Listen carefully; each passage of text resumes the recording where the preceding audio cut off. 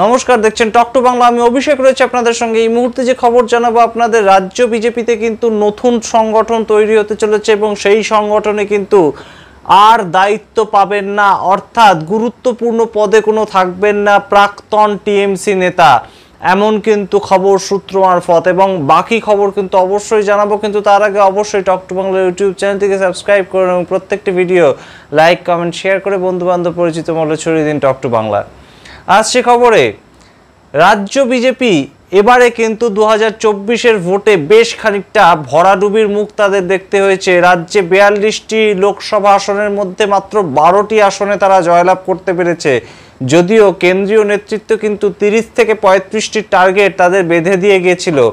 সেই জায়গা থেকে কিন্তু বেশ খানিকটা ধরাশায়ী বিজেপির ফলাফল, এবং সেই জায়গা থেকে কিন্তু এবার নতুন করে তাদের সংগঠনকে তৈরি করার ক্ষেত্রে কিন্তু আরএসএস অর্থাৎ রাষ্ট্রীয় স্বয়ংসেবক সংঘ তারা কিন্তু এবার মাঠে নামছে বলা যেতে পারে। এবং সেই জায়গা থেকে কিন্তু সূত্র মারফত যা খবর, আরএসএস এর তরফ থেকে কিন্তু সম্পূর্ণভাবে নির্দেশ এসছে যে বিজেপি রাজ্যে পশ্চিমবঙ্গে যে খারাপ ফলাফল হয়েছে তার পেছনে কিন্তু কোথাও গিয়ে প্রাক্তন তৃণমূল নেতৃত্ব এবং সেই প্রাক্তন তৃণমূলের যে বিভিন্ন মুখ তাদেরকে বিজেপি অত্যন্ত ভরসা করেছিল এবং রাজ্য বিজেপির বিভিন্ন গুরুত্বপূর্ণ পদে কিন্তু তাদেরকে দিয়েছিল দায়িত্ব। এবং সেই জায়গা থেকে কিন্তু 21 সালের ভোট এবং 24 সালের ভোট তার যে ভরাডুবি, এবং তার মূল কারণ হিসেবে কিন্তু পর্যবেক্ষক অর্থাৎ বিজেপির তরফে যে কেন্দ্রীয় পর্যবেক্ষকরা ছিল তারা কিন্তু মনে করছেন যে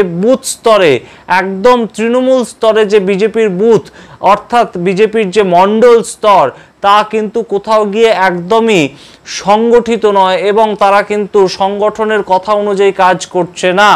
সেই ক্ষেত্রে কিন্তু সংগঠনকে আরো মজবুত করার অত্যন্ত প্রয়োজনীয়তা আছে বলেই মনে করছে আরএসএস, এবং তা কিন্তু একমাত্র হতে পারে কোথাও গিয়ে আরএসএস এর বক্তব্য অনুযায়ী যে আদি আরএসএস বা আদি বিজেপি সেই ধরনের লোক যদি সংগঠনের মাথায় থাকে এবং বুথ স্তর থেকে শুরু করে মণ্ডল এবং জেলা এবং অবশ্যই রাজ্য স্তরীয় ক্ষেত্রেও কিন্তু নেতৃত্বের জায়গায় আরএসএস এর লোক বা পুরনো বিজেপির সংগঠক তেমন কোনো লোককে আরএসএস কিন্তু এবার আনতে চাইছে। এবং সেই জায়গা থেকে কিন্তু আমরা দেখেছিলাম যে 2016 সালের পরবর্তী সময় থেকে অর্থাৎ দিলীপ ঘোষ যখন থেকে ছিলেন রাজ্য সভাপতি তারপর থেকে কিন্তু একের পর এক তার নেতৃত্বেই বলা যেতে পারে কিন্তু বিজেপির উত্থান হয়েছিল পশ্চিমবঙ্গে। এবং 2019 সালের যে লোকসভা ভোট সেখানে কিন্তু বিজেপির অত্যন্ত ভালো ফলাফল হয়েছিল, আনএক্সপেক্টেড একটা ভালো ফলাফল। এবং সেই জায়গা থেকে কিন্তু বিজেপি বুক বাঁধতে শুরু করেছিল এই আশায়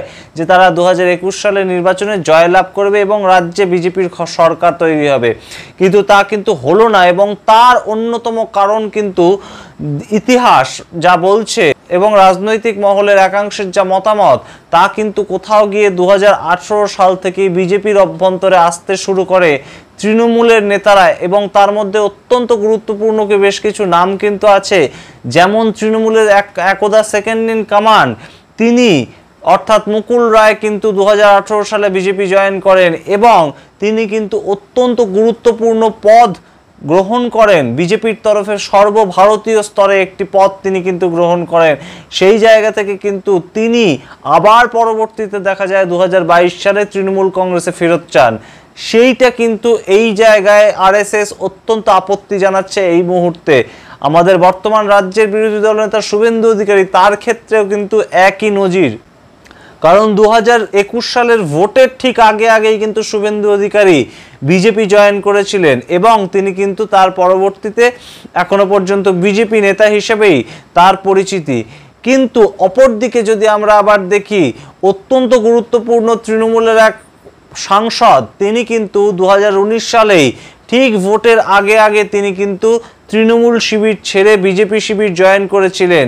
অর্জুন সিং ব্যারাকপুরের সাংসদ তিনি প্রাক্তন, এবং সেই জায়গা থেকে কিন্তু তাকে আবার বিজেপি টিকিট দিল এবং সেই জায়গা থেকে তিনি জিতলেন, কিন্তু আবার দেখা গেল তিনি তৃণমূলে ফিরে গেলেন, আবার টিকিট না পেয়ে আবার বিজেপিতে ফিরে এলেন 24 সালের ভোটের ঠিক আগে। এই যে যাতায়াত অর্থাৎ তৃণমূল ছেড়ে বিজেপিতে যে কোনো সময় ঢোকা যায় এবং তাদেরকে নেতৃত্ব দেওয়া হয় বিজেপির তরফে, এই যে একটা ধারণা তৈরি হয়ে গিয়েছিল রাজ্য বিজেপির ক্ষেত্রে, তা কোথাও গিয়ে ভাঙতে চাইছে আরএসএস। এবং আরএসএস এর যে বক্তব্য, অর্থাৎ নাগপুরে একটি মিটিং কিন্তু কয়েকদিন আগে হয়ে গিয়েছিল এবং সেই জায়গা থেকেই কিন্তু উঠে আসছে এই বক্তব্য যে বাইরের থেকে লোক আসতে পারে বিজেপিতে, কিন্তু তাদেরকে কিন্তু নেতৃত্বের যে পজিশন সেটা দেওয়া যাবে না, তারা কর্মী হিসেবে থাকবে।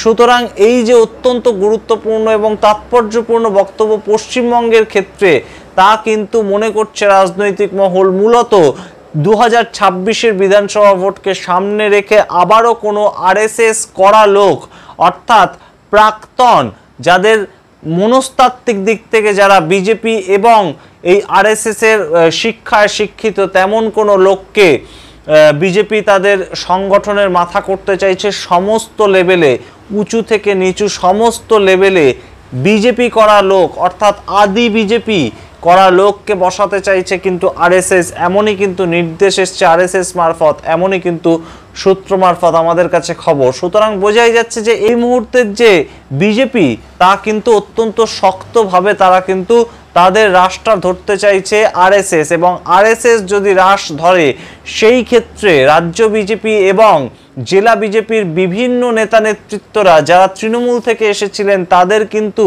পদচ্যুতি ঘটতে পারে বলেই মনে করছে রাজনৈতিক মহল।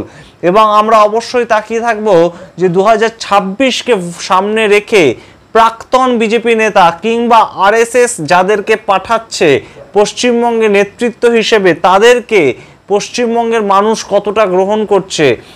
এবং তার সঙ্গে অবশ্যই আমাদের নজর থাকবে যে প্রাক্তন তৃণমূল নেতা যারা বিজেপিতে এতদিন ধরে বেশ অত্যন্ত গুরুত্বপূর্ণ কিছু পদাধিকারী ছিলেন, তারা কিন্তু পরবর্তীতে কি জায়গায় থাকে, এইটা কিন্তু এখন অত্যন্ত দেখবার বিষয়। এবং আদি বিজেপি কিংবা আরএসএস এর চিন্তা ভাবনায় যারা শিক্ষিত, সেই ধরনের লোকদের দিয়ে কি সামগ্রিক সংগঠনের দায়িত্ব আরএসএস তৈরি করতে চলেছে, নাকি কোথাও গিয়ে একটা ব্যালেন্স, অর্থাৎ জনপ্রিয়তা, যে নেতা টিএমসি থেকে এসছেন তার একটা জনপ্রিয়তা এবং যে নেতা আরএসএস করে এসছেন তার একটা অভিজ্ঞতা, এই দুইয়ের মেলবন্ধনের মাধ্যমেই লক্ষ্য ভেদ করতে চাইছে বিজেপি।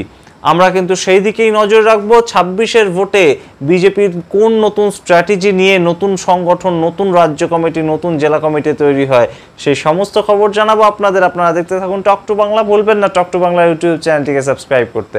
ধন্যবাদ।